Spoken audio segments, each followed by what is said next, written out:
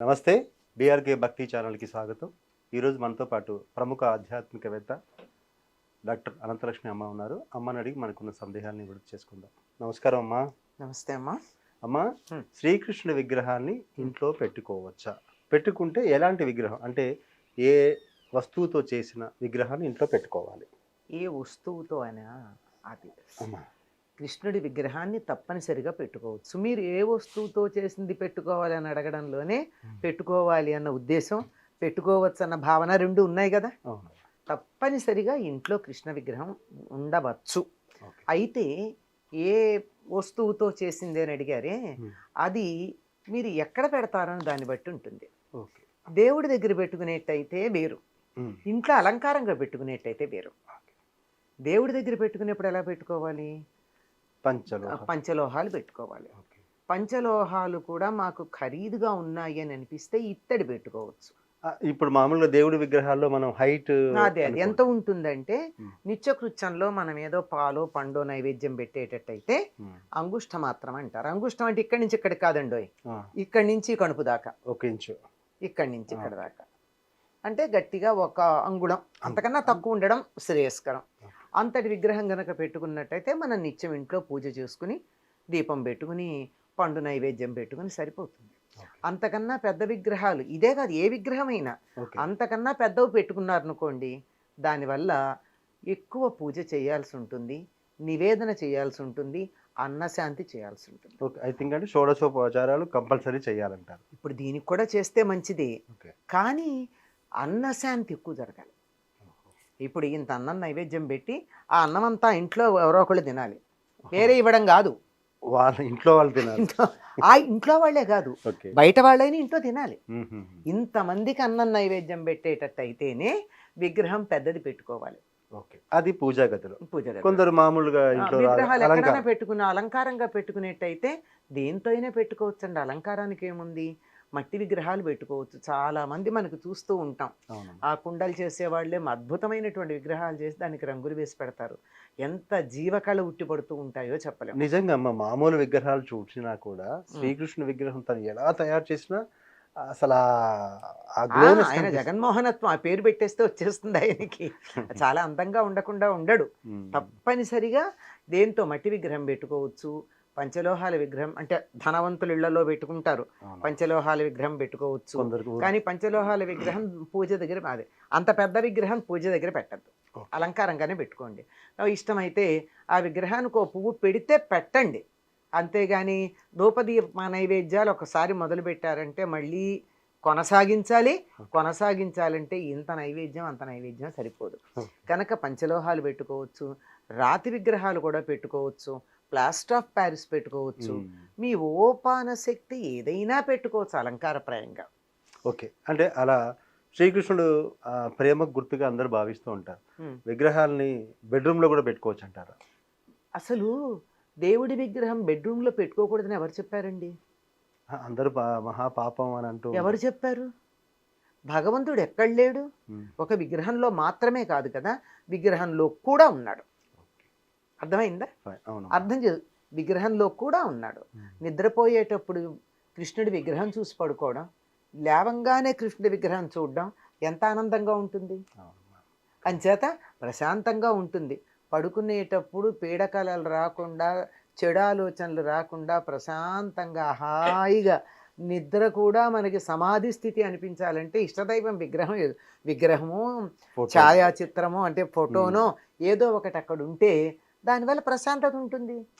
తర్వాత ఒక రూపురేఖలు ఏవైతే పెడతామో విగ్రహంలో కానీ ఒక ఫోటోలో కానీ, వాటి నుండి తప్పనిసరిగా ఇంతో అంతో వైబ్రేషన్స్ వస్తాయి కంపల్సరీ. ఆ వచ్చినటువంటి వైబ్రేషన్స్ పాజిటివ్గా ఉంటాయి, హాయిగా నిద్రపోతాం. పడగదిలో పట్టుకోకూడదని ఎవరు చెప్పారో నాకు ఎప్పటికీ తెలియదు. ఇప్పటికీ ఆశ్చర్యం. అంటే కొంతమందికి ఉన్న అనుమానం ఏంటంటే పడక గదంటే అదే భగవంతుడికి తెలియదా?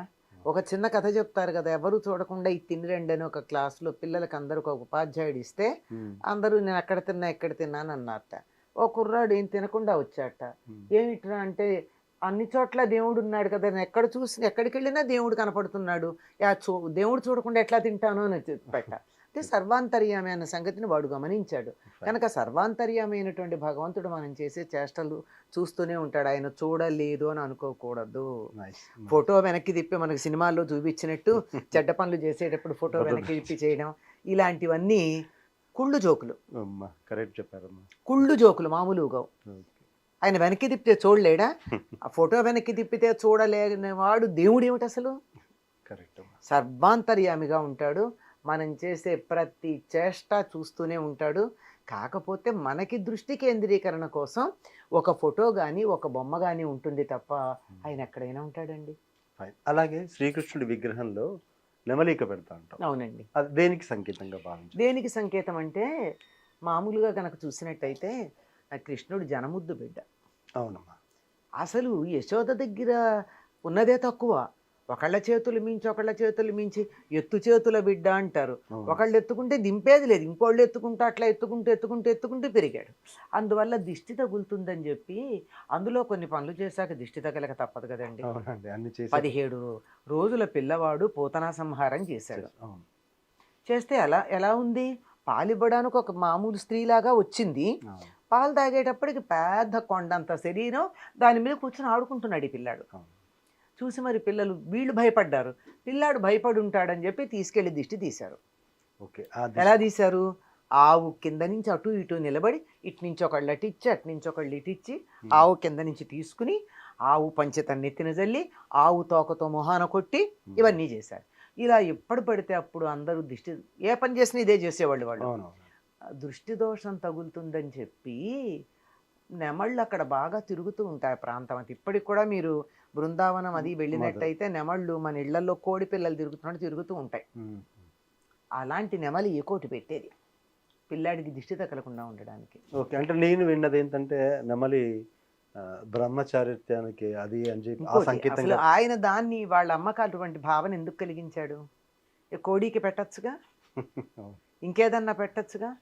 ఇంకొక అడవిలో రకరకాల పికిలి పిట్టలు ఈకలు ఎంత అందంగా ఉంటాయి రంగురంగుల్లో. తర్వాత మనకి నీలం రంగులో ఉంటాయి పిట్టలు, వాటి ఈకలు అందంగా ఉంటాయి, పెట్టచ్చు కదా.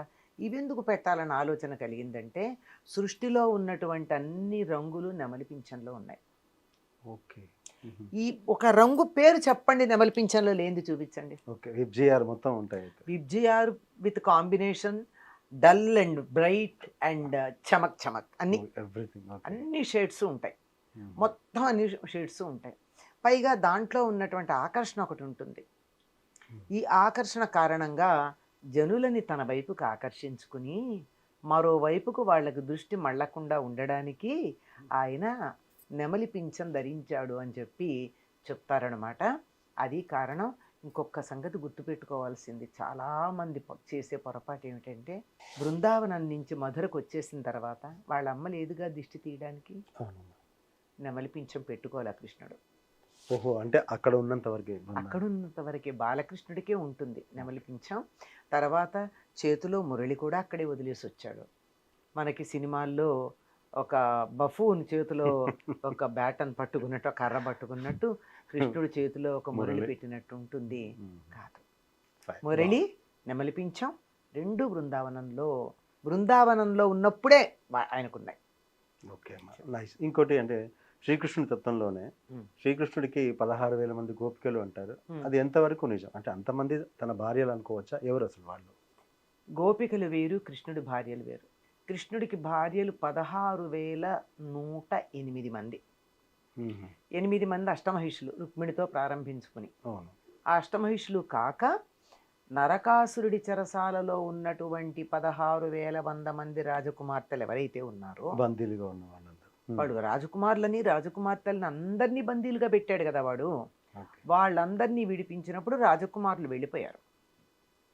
రాజకుమార్తెలు వెడితే నరకాసురుడు లాంటి రాక్షసుడి దగ్గర ఉన్న వాళ్ళని ఎవరు పెళ్లి చేసుకుంటారండి? రాక్షస గుణం ఏమిటి? ఆడవాళ్ళని సరిగ్గా ఉండనిస్తారా అని అనుమానం. పాపం వాడు ఏం చేయలేదు, ఎందుకంటే వాడు కన్యల్ని మాత్రమే బలిద్దాం అనుకున్నాడు. బలి కోసం తీసుకెళ్ళాడు. పెళ్లి కోసం కాదు, బలి కోసం తీసుకెళ్ళాడు. ఈ రాజకుమారులని రాజకుమార్తెలను అందరినీ ఒక్కసారి ఎన్నో వేల మందినో బలి ఇచ్చేస్తే వీడు శాశ్వతంగా బతికుంటాట వీళ్ళందరూ ఆయుష్తో. అది దుర్మార్గం, అదే కదా. అయితే ఈ 16,100 మంది రాజకుమార్తెలు అనుమానాస్పదమే కదా, ఇలాంటి రాక్షసుడి దగ్గర ఉంటే వాళ్ళు పవిత్రంగా ఉన్నారని చెప్పుకోవడానికి. అది ఒక కారణం అయితే, అసలు వాళ్ళందరికీ కృష్ణుడు చూడగానే అందరికీ ఒక్కసారిగా ఆయన్ని వివాహం చేసుకోవాలన్న కోరిక వచ్చిందట. మరి అంతా అడిగారట. అడిగితే ముందర వాళ్ళ నగరాలకు వెళ్ళదలుచుకోవాలా వాళ్ళు. అందుకే వీళ్ళందరినీ ఓడ ఎక్కించి, ఎక్కడిది కామాఖ్య, ఓకే, అక్కడ అస్సాం నుంచి ఓడ ఎక్కించి ఇట్లా తిప్పి ఇట్లా తిరిగి భూమికి ఇటు చివరికి ఇటు ద్వారకకి పంపించాడు. దేవకీదేవి అంతఃపురంలో ఉంచాడు వాళ్ళని. వాళ్ళుంటే దేవకీదేవి మిగిలినటువంటి పక్కన సత్యభామ ఉందిగా, అప్పుడు యుద్ధం చేసినప్పుడు సత్యభామదేవి కూడా అనుమతిస్తే అందరినీ ఒకే ముహూర్తంలో వివాహం చేసుకున్నాడు. ఈ 16,108 మంది రాజకుమార్తెలే కానీ గోపికలు కారు. గోపికలకి కృష్ణుడికి ఎటువంటి శారీరక సంబంధం లేదు. బృందావనం నుంచి కృష్ణుడు వచ్చేటప్పటికి 8 ఏళ్ల వయస్సు వాడు. 8 ఏళ్ల కుర్రవాడికి ఇటువంటి సంబంధం అంటగట్టామంటే మన దృష్టి ఎంత దరిద్రమో ఆలోచించిన పాపమే అది కదా. అంతే తప్ప అస్సలు 8 ఏళ్లకు ఆయన మధురా నగరానికి వచ్చేస్తే సరే, భాగవతంలో 7 ఏళ్ల తర్వాత అంటే 8 ఏళ్ళు అని అనుకున్నాం. హరివంశంలో మాత్రం కృష్ణుడికి 11 ఏళ్ళు, బలరాముడికి 12 ఏళ్ళు అని చెప్పారు. పోనీ 11 ఏళ్ల కుర్రాడు అనుకుందాం, అయినా అంతమంది అదే కదా. 11 ఏళ్ల కుర్రాడికి స్త్రీ సంబంధం ఎలా ఉంటుందండి? ఉండదు కదా. కనుక అటువంటిదేమీ లేదు. పైగా ఈ గోపికలందరూ కృష్ణుణ్ణి తమ ప్రాణేశ్వరుడుగా భావించారు కానీ శరీరానికి అధిపతిగా భావించలే. వాళ్ళకి ఎంతగా కృష్ణుడి యొక్క స్పర్శ కలిగిందంటే, భర్తలో కృష్ణుని చూసుకున్నారు, పిల్లల్లో కృష్ణుని చూశారు, అత్తగారిలో కృష్ణుని చూశారు. అది ఇట్లా ఒకళ్ళకొకళ్ళు అంతగా కృష్ణుడి గురించి ధ్యానం చేసి చేసి చేసి చేసి చేసి కృష్ణుడు తప్ప మరొకటి లేనట్టుగా అయ్యారు వాళ్ళు. మళ్ళీ బృందావనానికి ఎప్పుడు వెళ్ళాడు తెలుసా కృష్ణుడు?